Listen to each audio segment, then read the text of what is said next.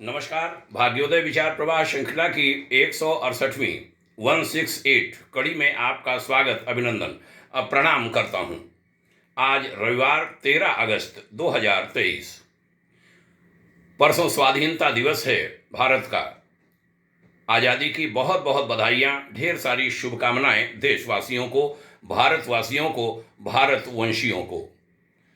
मित्रों, इन दिनों परिवर्तन की बयार आई हुई है, बदलावों की बयार। व्यक्ति, परिवार, समाज, देश, अंतर्राष्ट्रीय सभी स्तरों पर। ऐसे में जो समझदार लोग हैं, जो जीवंत लोग हैं, जो जीवित लोग हैं, जो चिंतन करते हैं, जो चिंता करते हैं देश समाज संस्कृति की, और विशेष रूप से वो लोग जो अग्रणी हैं किसी भी क्षेत्र में, वे चाहे सरकारों में हो, संस्थाओं में हो, धर्मतंत्र में हो, सामाजिक संस्थाओं में हो, या वित्तीय, सांस्कृतिक, सामाजिक किसी भी क्षेत्र में, उन अग्रणी लोगों की जिम्मेदारी बहुत ज्यादा बढ़ जाती है।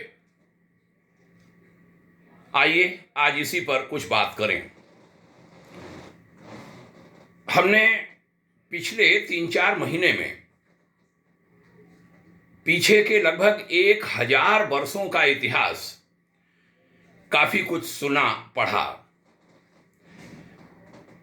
आजादी की लड़ाई, विशेष रूप से 1947 के आसपास के परिवर्तन, उनको भी जाना, गहराई से जाना, सप्रमाण जाना। जो बहुत सारी रिपोर्ट्स गूगल पर भी मौजूद हैं और वे प्रामाणिक रिपोर्ट्स हैं। उनमें देखा कि जो हमारे बड़े लोग थे, जिन्हें राष्ट्रपिता कहा गया, जिन्हें प्रधानमंत्री कहा गया, जिन्हें पहला गृह मंत्री कहा गया, जिन्हें अन्य बड़ी बड़ी भूमिकाओं में देखा गया,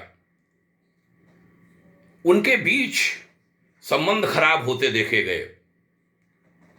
नेहरू को, क्षमा करें, श्री पटेल को यहां तक कहना पड़ा महात्मा के बारे में 1947 की, और यूं कहें 48 की जनवरी के आसपास की बातें, आजादी के बाद की, कि गांधी हिंदुओं के चेहरे पर कालिख पोत देना चाहते हैं, ऐसे शब्द मिले।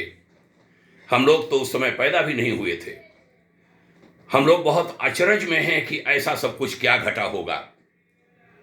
यहां पर इस वीडियो में कहना यह चाहता हूं कि ऐसी परिस्थितियां पैदा होने के पीछे बहुत सारे ऐसे लोग जो बड़े लोगों के पास रोज पहुंचते हैं और भीतर में कहीं आग लगाते हैं, संबंध खराब करते हैं, ऐसे लोगों की बड़ी भूमिका होती है। हालात ये हो गए थे कि श्री सरदार पटेल ने गृहमंत्री पद से त्यागपत्र देने की पेशकश तक बापू के सामने कर दी थी। ऐसी स्थितियां, कहते हैं गांधी घिरे रहते थे ऐसे अनेक लोगों से। कई महिलाएं भी उसमें रोल अदा करती थीं। कुछ लोग भी उनके माध्यम से काफी कुछ कहलवाते थे। ऐसे लोगों की रोज सुबह जाने की आदत होती है बड़े लोगों के पास। ये मैं बड़े दावे के साथ इसके बारे कहता हूं। मैंने गायत्री परिवार में लगभग 2 दशक 20 साल लखनऊ में सेवा की, शासकीय सेवा के साथ, और खूब सक्रिय सेवा की। हमें उसका गर्व भी है।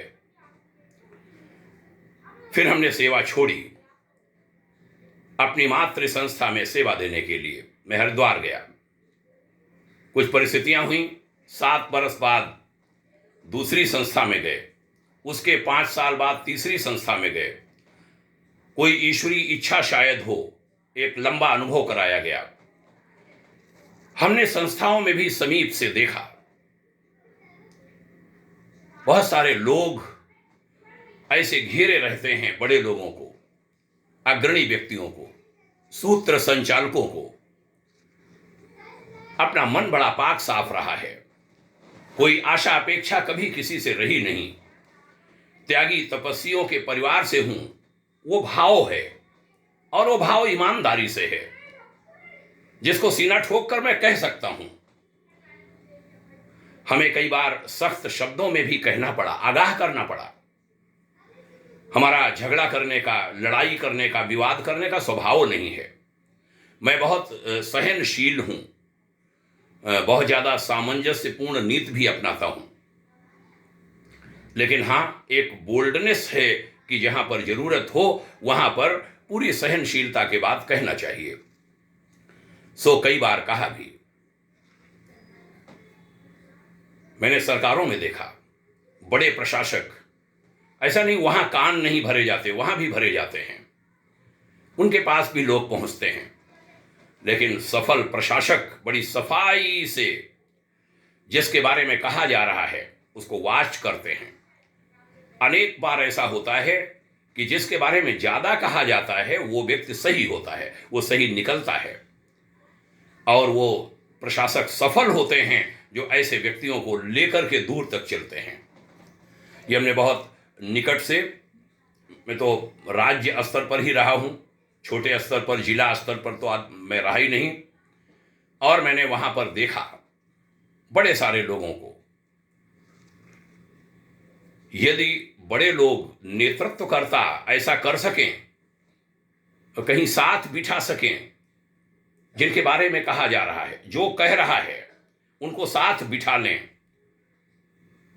मैंने सुझाव दिए संस्थाओं को, संस्था प्रमुखों को, 80% समस्याओं का समाधान वही हो सकता है।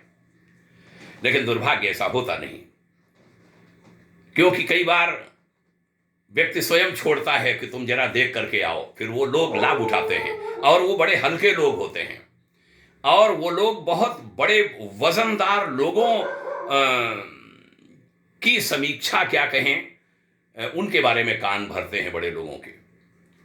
यही हाल हमने इतिहास में, इधर के अनेक रिपोर्टों में, वीडियो में, सरकार चलाने वाले, जहां देश आजाद हुआ है, देश को लेकर के आगे बढ़ रहे हैं लोग, वहां पर भी कान फूंकते और यहां वहां देखा, जिसके बहुत दुष्परिणाम हुए।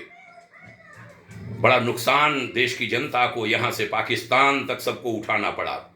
रोका जा सकता था।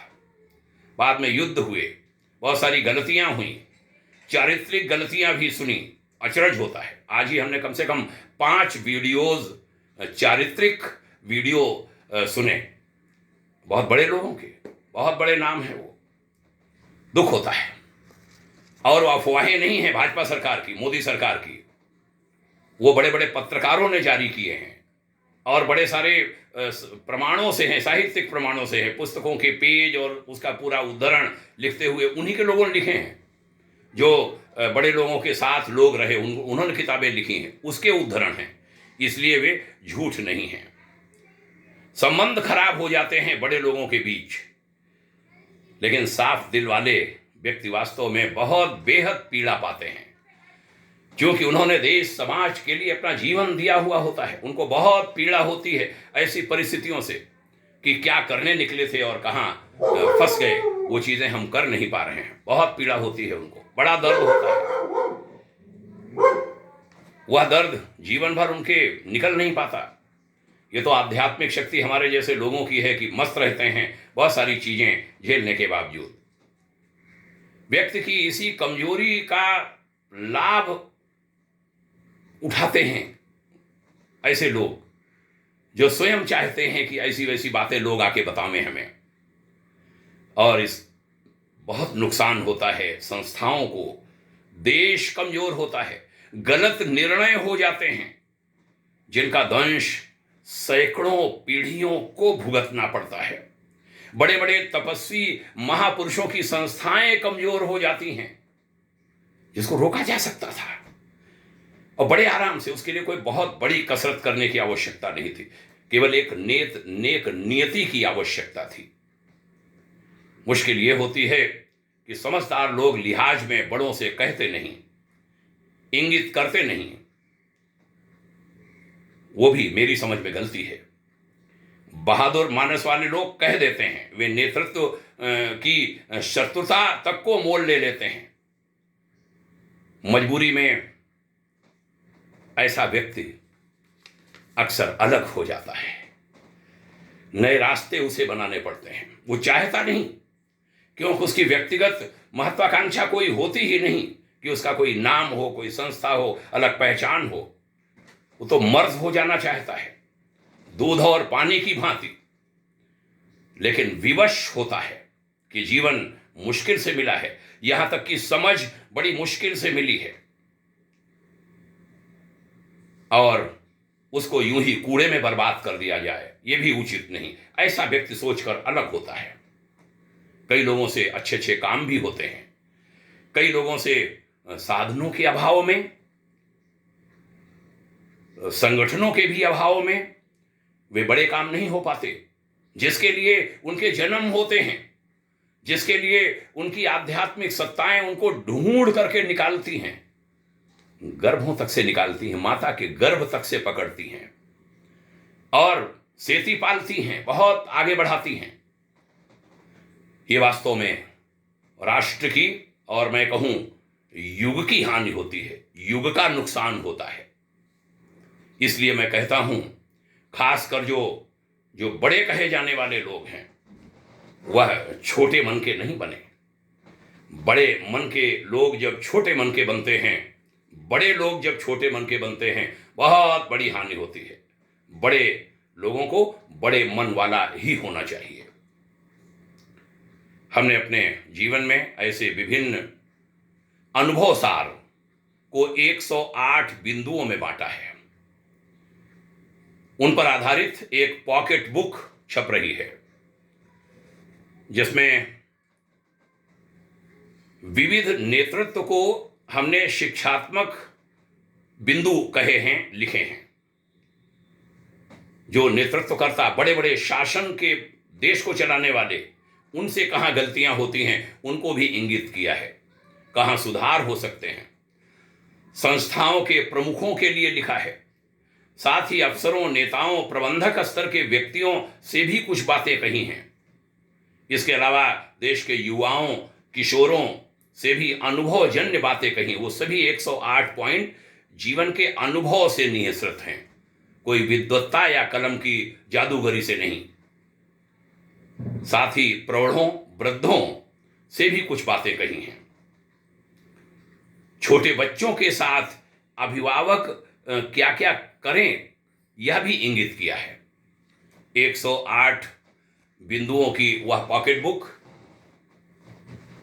ऐसी कुछ बन रही है जैसा हमें लगता है कि भारत के हर व्यक्ति के जेब में उसको होने की आवश्यकता है। 108 पॉइंट्स। उसका नाम है समग्र व्यक्तित्व निर्माण एवं सफल जीवन के 108 महत्वपूर्ण सूत्र। आइए अपने जीवन को बहुत समझदारी भरा बनावें, अपने चिंतन को बहुत ऊंचा उठावें, अपनी वैचारिक स्थिति को बहुत ऊंचाई दें, सब लोगों के प्रति प्रेम का वातावरण बनाएं, उद्देश्य ऊंचे रखें। उद्देश्य हो हमारा राष्ट्र, हमारी संस्कृति विश्व में सर्वोच्च स्थिति को प्राप्त हो, उसके लिए हम सब मिलकर काम करें। शासन में बैठे लोग, धर्म तंत्र में बैठे लोग, आर्थिक जगत में बैठे लोग, मनीषा जगत के लोग, सभी लोग एक साथ आगे आएं, हमारा राष्ट्र ऊंचा बने, हमारे देशवासी, भावी पीढ़ियां खूब सुखी रहें, बहुत सारे विवाद, समस्याएं हमारे देश से समाप्त हों, सब मिलजुल कर रहें, देश को आगे बढ़ाएं।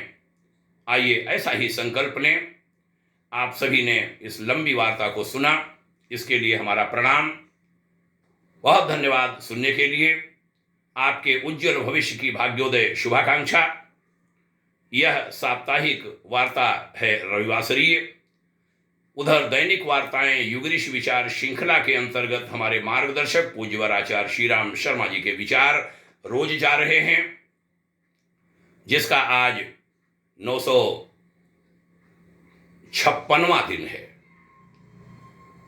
और दैनिक वार्ता मेरे जीवन के अनुभवों से निहित चरैवेति श्रृंखला की, उसमें 225 यानी 225 की कड़ी आज है। उनका भी लाभ उठाइए। यूट्यूब चैनल राम महेश मिश्रा नाम से करेंगे, आ जाएगा, उसका लाभ उठाएं।